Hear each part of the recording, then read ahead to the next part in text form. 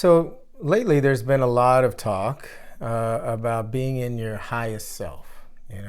Coming from a place of going beyond this sense of, um, you know, being in a lower energy, fighting and arguing and being anxious and scared and upset and depressed, raising that vibration into your highest self. And there's also a lot of talk on working with your inner child, meaning, the part of you that's still there from, birth to, young adulthood. And by the way, adulthood too, but more intensively in those early parts of, the formation of ourselves, our personalities, our brains, our minds, that inner child between 2 to 6 to 10, these different and teenage years, and healing that part of our selves, and being able to integrate that part of ourselves with our highest self so that we can have this sense of freedom to be able to move from what used to hold us back in life based on our adaptations as a child. So what came to me is a technique on how to move from the inner child to the highest self. And a quick plug on this first is I've done a guided meditation on this. For purposes of this little discussion, I'm not going to do that. However, you can listen to my guided meditation on the app called Insight Timer. I'm so grateful that I've been able to, and I've got 4 meditations on there, and a song, a meditative song. But this app is a wonderful platform, literally, global. Millions of people, use it, and thousands of teachers and mentors are on it, and some of my really strongest mentors that I, listen to every day. And so that I'm a part of that is really humbling, and I'm grateful, and to be able to share that with you. So if you go to Insight Timer and put in Noel New, you'll be able to find my different meditations. And this one was the first one that I put up, and it's called Connecting with Yourself.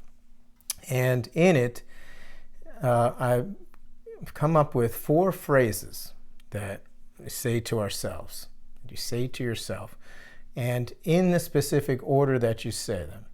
And I'll explain what the 4 phrases are and how or why they work, and then how to use them. So when a child is in that very impressionable stage of growing, the first thing that the child needs is to be seen. If a child is not seen when they're really young, baby, toddler, and so on, they don't even know that they exist. You know what I mean? That sense of invisibility is so painful and traumatizing that they'll either go within or start really acting out because it's too much. So the first thing that a child needs is to be seen and to feel that they are seen. The second important thing is that they need to feel and need to be heard. And there was an old saying back in, especially in the 50s, 60s, and 70s. It kind of changed a little bit in the 80s and 90s, and now it's definitely changed, but there's still some families that do this. Children are supposed to be seen but not heard. And what happens, at least if they're seen, okay, they know they exist. If they're not heard, then they don't feel like they have anything important to say. They're not an important part of the family dynamic, and to their own individuation as a person, they lose that. So the second part is, after the child is seen, they need to feel and be heard. Feel heard. The third part is this sense of love. Okay, well, what does that mean? We already love our children and this and that. Well, yes, but do we express that to them? Do they feel loved? And so once the child is seen and heard, but if they don't feel loved, they just feel like they're just kind of a cog in the wheel of the family dynamic, then there's this sense of, loneliness, isolation, not feeling a part of and connected to, the unit, the family unit. So first it's seen, then heard, then loved. And the fourth one is really big. This is the child needs to feel trusted and to be trusted. Well, you might ask, how do you trust a little kid? Well, here's the key. You don't trust a little kid that they know what to do, because they don't. They have to be taught what to do. However, you trust them that they know who they are, because children know who they are. We only have this process of forgetting who we are based on events and family dynamics that kind of show us we don't know who we are, or entrain in us we're somebody we're not.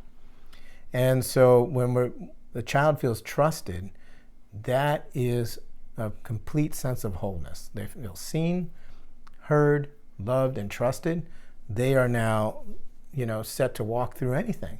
Fear, feelings, challenges in life, because they have this sense of sovereignty of themselves, where they know who they are. And so it's really important. So most of us, our inner child is lacking 1, 2, 3, or all of those things. And so it's really important that we give that to ourselves, our own inner child. And then we shift it to our higher self. So here's how that works. So we have the 4 phrases. And the first time we say, and you can say this into a mirror, or just to yourself out loud, or in quiet meditation, but still to yourself, you say, I see you, I hear you, I love you, I trust you. Now, then you do it again, putting your name at the end of that statement. So when you say it to your name, you're saying it not just to yourself, but the little kid inside of you. And so, I see you with your name, I hear you, I love you, I trust you, all with your name after it. Now, the second part is, and in the meditation there's a guided process, and we slow down and we take, breaths.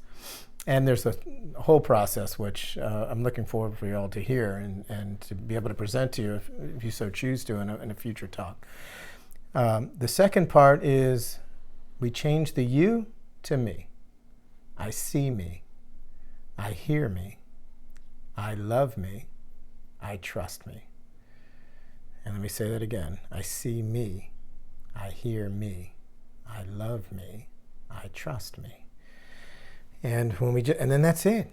We're done. We walk away from the meditation, the mirror, whatever we need, and it's just a little bit more, or a lot more, depending how connected you are with it, that the integration between our inner child, who could be hurt and hiding and scared, to our highest self, coming from our soul, that we intrinsically know who we are and what we're doing here, one moment at a time.